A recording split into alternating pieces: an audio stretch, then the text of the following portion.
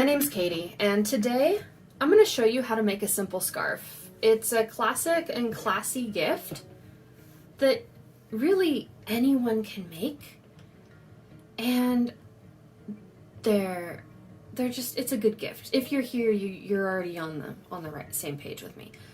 So what I like to use, first of all, is especially if you're a beginner, I like this cheap yarn that it's very easy to see where your yarn is and what is one strand of yarn, right? There's the fuzzy yarn, there's more lacy yarn, but we're going to take this bargain brand yarn and we are going to turn it into, oh, excuse me as my desk moves around, and we are going to turn it into an actually pretty nice lacy looking scarf. Now, part of the secret sauce to making that scarf look nicer than my bargain brand yarn, is I'm not going to follow their instructions. No. So typically a yarn of this size, the package will say, oh, use an H hook. No. So an H hook, is it 6 millimeters? 6.5? I don't know. But we don't want to use one that's small. We don't want it to be a solid hunk of scarf. We're going for a more lacy look. So we're going to use a larger hook. This is the one we're using today. It's a US M hook, which is 9 millimeters if you're going metric. And we're going to get that started. So we're going to start off, we're going to make our little slip knot. I find that easier to do by hand, but you do you. And we are going to make 15 chains. Now we're going to make sure that we don't tighten them too much. We want them to be uniform but loose. So 15. 2, 3, 4, 5, 6, 7, 8, 9, 10, 11, 12, 13, 14, 15.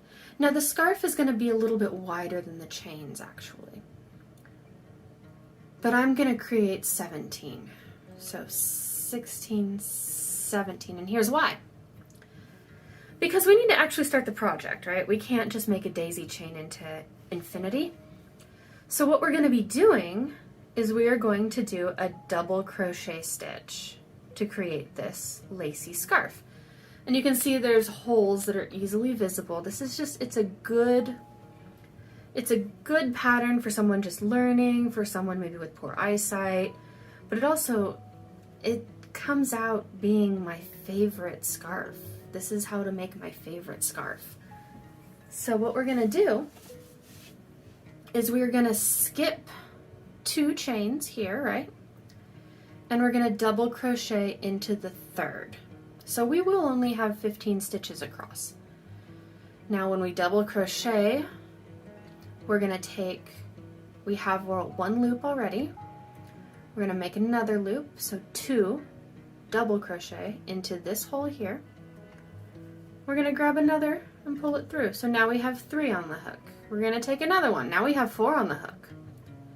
Now we're going to take that one through 2, and we still have 2 on the hook. Grab another, take it down to 1. And again, we're going to take 1 over. There's 2 on the hook. We're going to take it through the next chain, grab a piece, bring it back. Now there's 3 on the hook. We're going to take it down to 2, take it down to 1. And we're going to keep going all the way down. Now scarves, I find they're just such a fun gift. I know it seems like, oh, that's what the little old grandma makes. Yes, and you know why? Because she's spending all that time thinking about you. And also, a scarf is something that you can touch, right? It's something you can touch. It helps give like a memory. I think of giving scarves as kind of giving a hug, right? It's a way you can mail a hug to someone. And so I really like them as gifts. And you can make them infinitely customizable, right? as long as you can find a type of yarn that can fit into your crochet hook, you can make a new type of scarf. And even then, you can create a bigger crochet hook or make a different type, or you don't have to crochet it. You can sew it, you can knit it. There's all different types. So when we get into our last hole here, right, we finished that double crochet stitch. It's already looking pretty nice. It'll look a lot better in a few minutes. We have to turn the project. So when we made the decision to do 2 chains here at the end before we turned, we're gonna keep that for balance, and we're gonna go 1, 2, and we're gonna turn the project. And then we are gonna do, there's a lot of different ways you can do this. For this scarf, we're gonna stitch in between the posts. All right? So to do that, we're gonna again start our double crochet, and put 1 over, so now we have 2 on the hook, go through the posts, grab another, we got 3 on the hook, grab another, go down to 2, down to 1, and do it again. 2 on the hook, through, 3rd on the hook, 4, 2, 1. And just keep going. We're gonna take that all the way down to the end. I'll show you how to turn it again. And then I will show it to you sped up a bit so that you're not just sitting here watching me make the scarf for this whole time. I will let you know, however, this scarf does not take very long to make. And typically, it's a fairly economical scarf. I'm not using a typical bargain ball of yarn right now. I bought in bulk, and so I don't know exactly how long the yarn is that I'm working with. So I'm just gonna end it when it feels about right. Typically, the ideal scarf length, according to whoever makes the rules, break all the fashion rules is my thing, but if you're trying to make one that's gonna fit somebody, you want a scarf that's about as long as it is tall. So I'm gonna do this again because I forgot to show you how to turn it around. So you take it, you do your very last stitch. That's the end of that double crochet. And then we have to chain 1, chain 2, and then flip. Okay? So I'm gonna go ahead and just keep crocheting.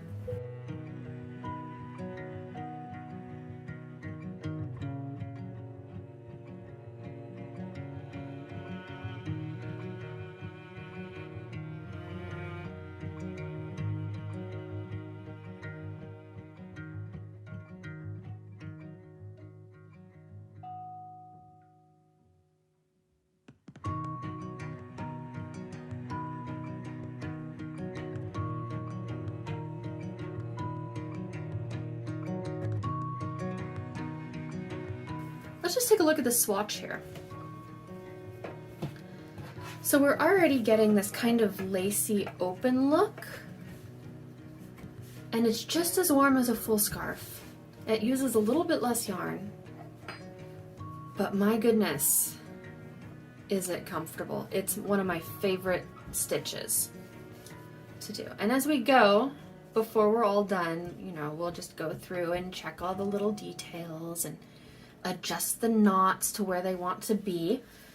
But I'm gonna go ahead and I'm just gonna keep going with that exact same back and forth pattern that I just showed you. And I will be back in a little bit to finish it off, okay? I will see you.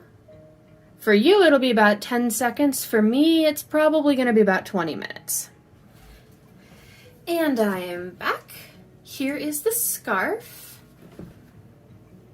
I am ready to finish it off. We're at the final row, so I'm going to put it just like this so that you can see what I'm doing with the desk as the contrast in the background. I'm just finishing off this row in just a double crochet. Sometimes when you do a scarf, you want to do a nice single crochet to edge it, and in this case you do not, because you want the ends to have balance. So what you might do though is you might take a little bit more tension from your lead-in hand. See, on my left I'm holding the yarn a bit tighter, and that's because the end of the scarf at the beginning kind of puckers a little bit, so you want this end to match. And what we're going to do here is we are simply going to finish mostly to the end, right? Double crochet, Katie, and not single. I have another project going where it's only single crochet. And then see, we're at that last stitch here, and we haven't started it yet. See, we only stitched in the second to the last. And what we're gonna do here, because again, at the beginning, it had that, it was just a daisy chain that we started from, so we want it to kind of round the edges, right? We don't want a square edge. We are going to take and do a single slip stitch. And what that requires of us is we're just gonna take this with just the one loop on here. We're gonna put it through the final post, and we're gonna take one back and through, and it's gonna come back and through. And that's the end. And we're gonna tie it off with plenty of space to sew, because we're gonna cut it off again. And excuse that fuzz from my scissors from another project that I'm working on. So we take our slip stitch and we pull it all the way through.